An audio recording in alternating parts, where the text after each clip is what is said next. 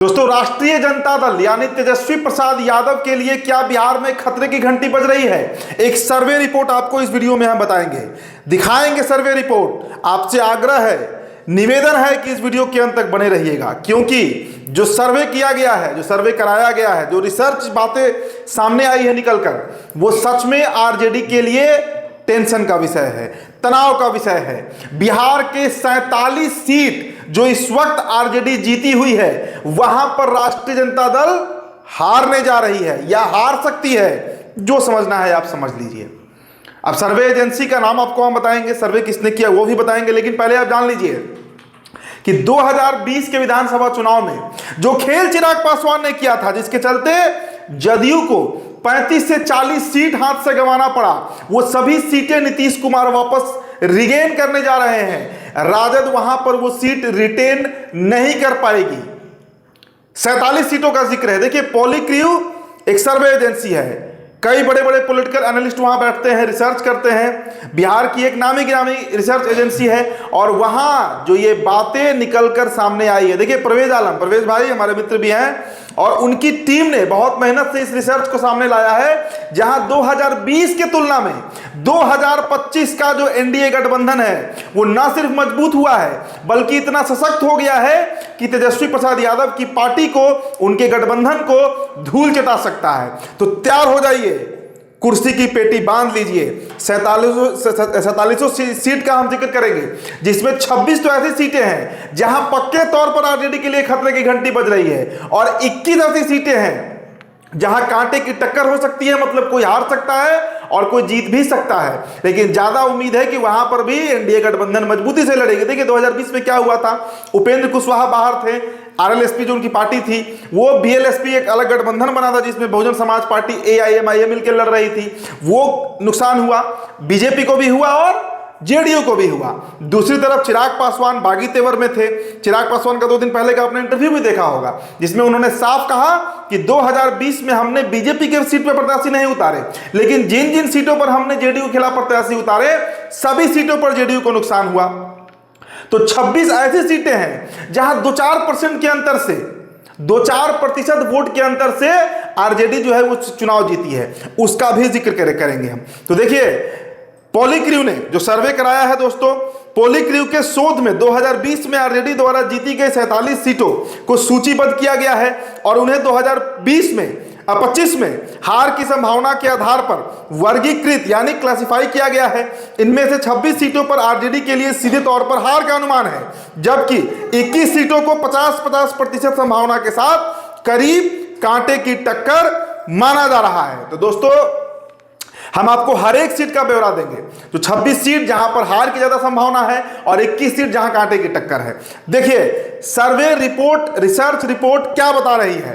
हार के उच्च जोखिम यानी हाई रिस्क वाली सीटें जो 26 निर्वाचन क्षेत्र है, संयुक्त एनडीए की मजबूती, भाजपा की मजबूती स्थिति और जनसुराज के वोट विभाजन का प्रभाव के कारण राजद द्वारा इन निर्वाचन क्षेत्रों में हार की आशंका ज्यादा है। अब दोस्तों, अपने स्क्रीन पर आप देखते जाइए। 26 सीटों का मैं पूरा नाम आपको बताता हूं, फिर हर एक सीट पर आऊंगा। अलौली, अतरी, बाजपट्टी, भभुआ, एकमा, गायघाट, गोह, इस्लामपुर, कल्याणपुर, कुढ़नी, कुर्था, लौकाहा, महनार, मीनापुर, मोहनिया, मोकामा, मोरवा, नबीनगर औरंगाबाद का सीट है, नोखा रोहतास का सीट है, ओबरा, रघुनाथपुर, शेखपुरा, शिवहर, शेरघाटी, सुगौली और सूरजगढ़ा, ये 26 सीटें हैं। और कारण आपको हम बताएंगे कि यहां पर हारने की संभावना राजद की क्यों बन रही है। अब दोस्तों, आपको हम उन 21 सीटों का ब्यौरा बताते हैं। देखिए, कांटे की टक्कर वाली यानी 50-50 संभावना वाली 21 सीटें हैं। ये सीटें अत्याधिक प्रतिस्पर्धा है, यानी कंपटीशन यहां बहुत टफ है, जहां जन सुराज के समग्र वोट शेयर में गिरावट, विशेष रूप से मुस्लिम मतदाताओं पर प्रभाव और एनडीए के आक्रामक प्रचार के कारण आरजेडी की जीत की संभावना खतरे में दिख रही है। तो 21 सीटों पर जरा आप एक बार नजर डाल लीजिए कि वो कौन सी 21 सीटें होंगी जहां पर राजद के लिए कांटे की टक्कर है, मतलब हार जीत की संभावना 50-50 है।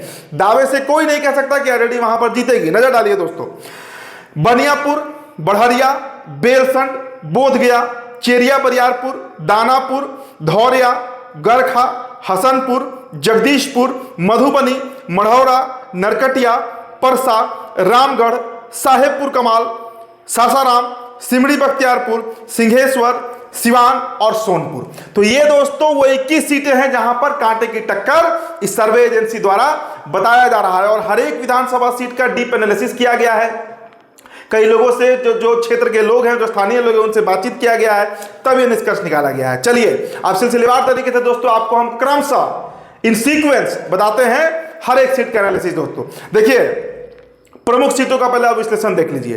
पहले 3 सीटों पर नजर डालिए, गड़खा, सूरजगढ़ा और भभुआ। देखिए आरजेडी ने 2020 में गड़खा, सूरजगढ़ा और भभुआ में मात्र 5% के न्यूनतम अंतर से वहां पर जीत दर्ज कराई थी। ये सीटें 2025 में विशेष रूप से कमजोर है क्योंकि जनसुराज की आरजेडी के कुल वोट शेयर में अनुमानित सेंध इस अंतर को मिटा सकती है।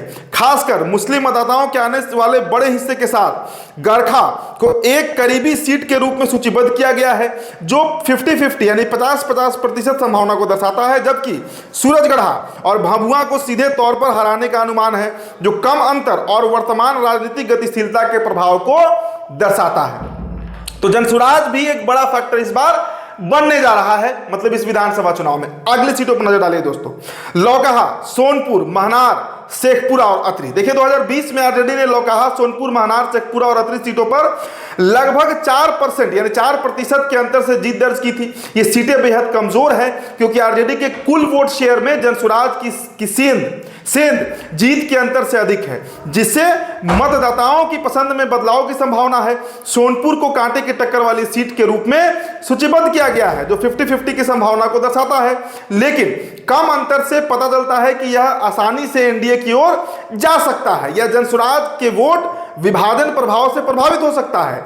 अब महनार, शेखपुरा और अतरी में सीधे तौर पर आरजेडी के हार का अनुमान है जो कम अंतर और आरजेडी के लिए चुनौतीपूर्ण राजनीतिक माहौल को दर्शाता है।